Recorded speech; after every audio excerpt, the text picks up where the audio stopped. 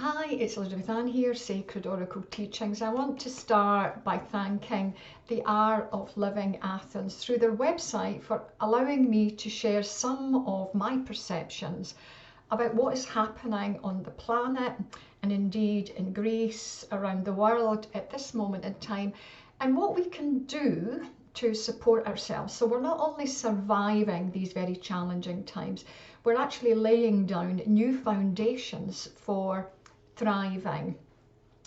And I also want to say right at the start, for each and every person on the planet, what we are learning is individual. We're not all at the same point of evolution.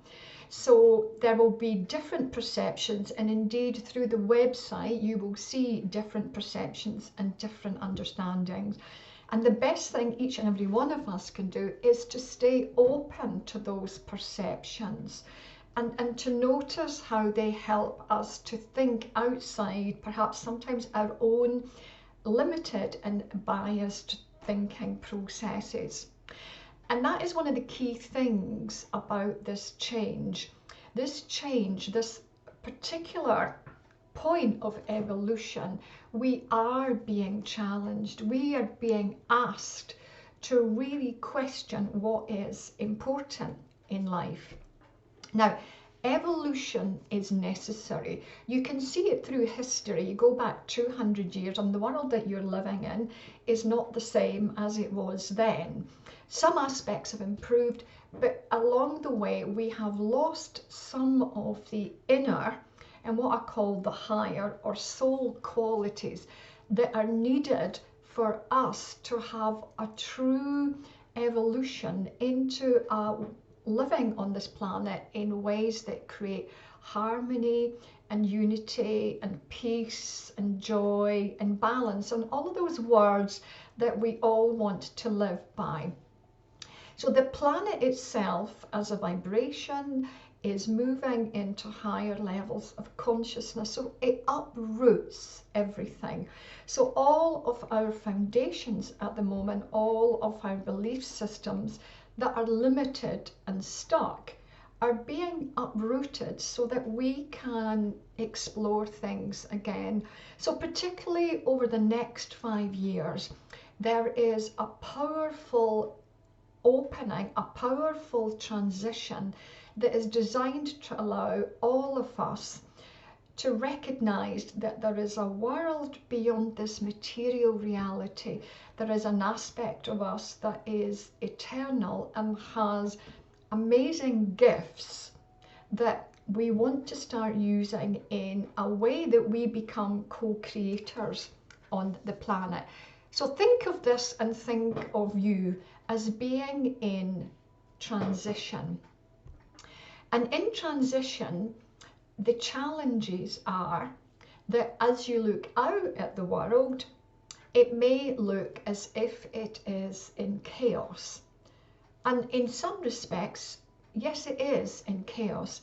But in other respects, there is an order, an evolution, an opening, an opportunity, right? So during challenging times, what should you be focusing on, right? And the easiest way to describe that for me is for all of you to think about strip everything back to simplicity, right?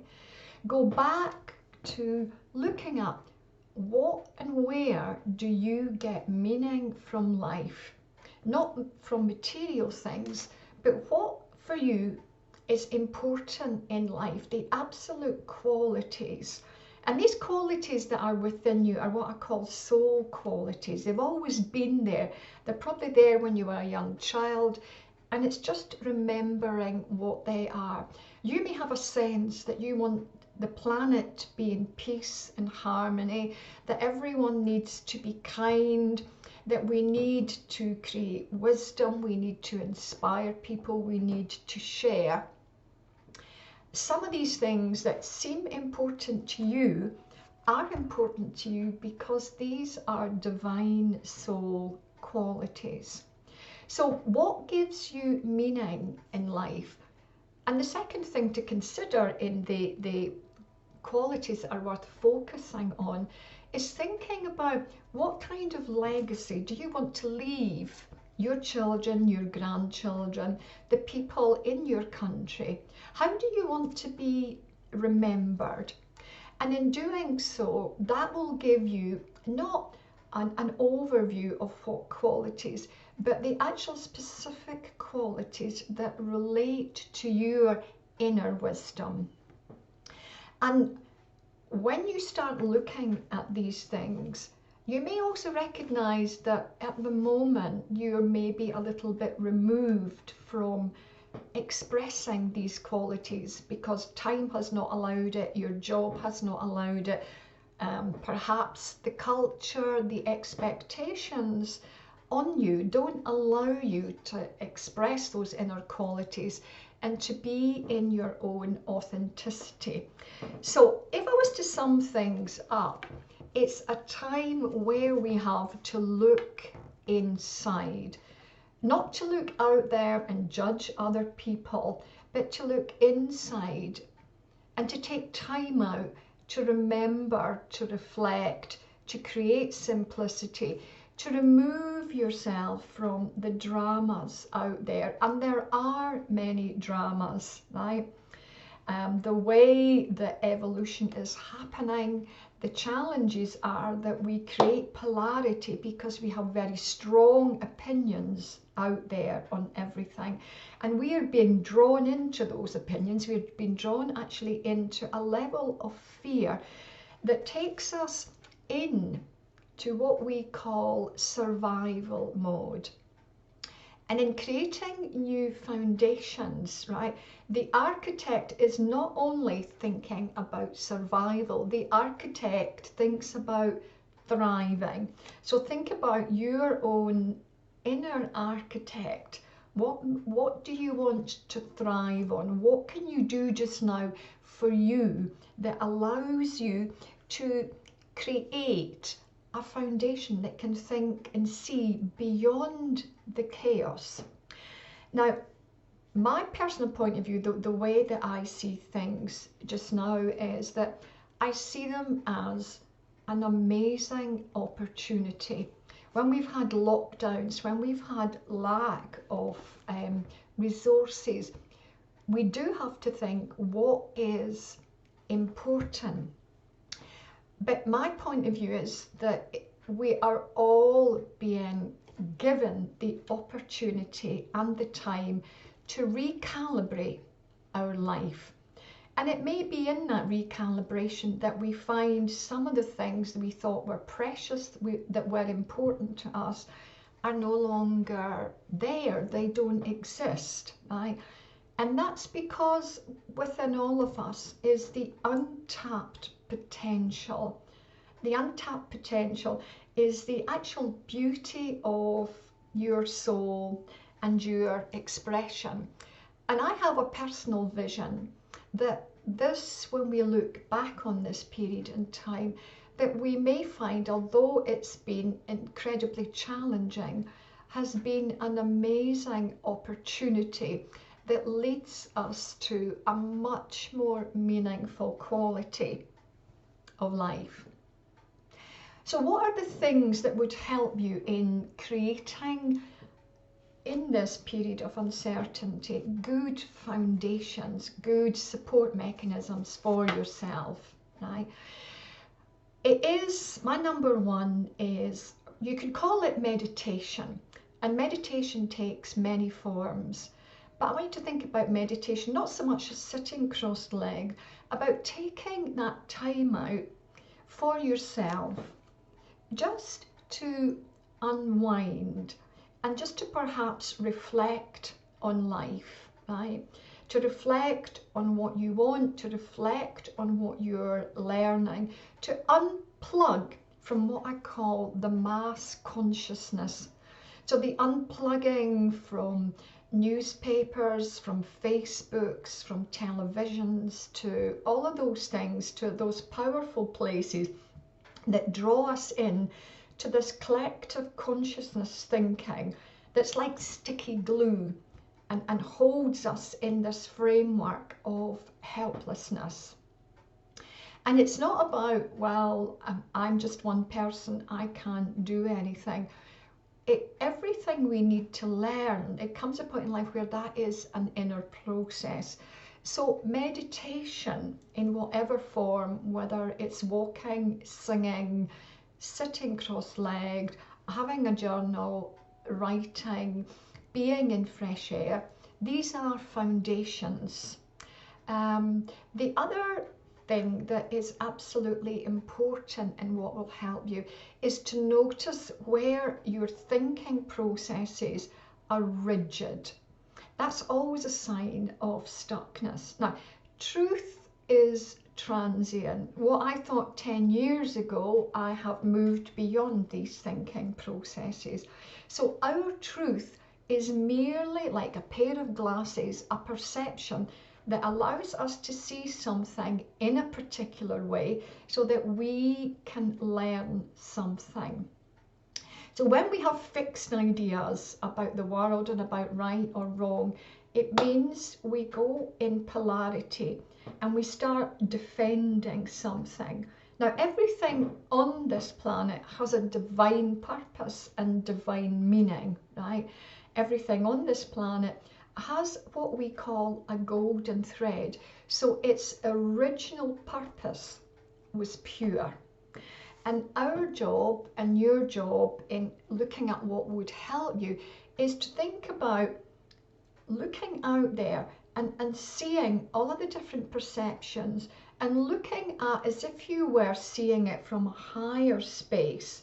What is the meaning, right? What is that showing me?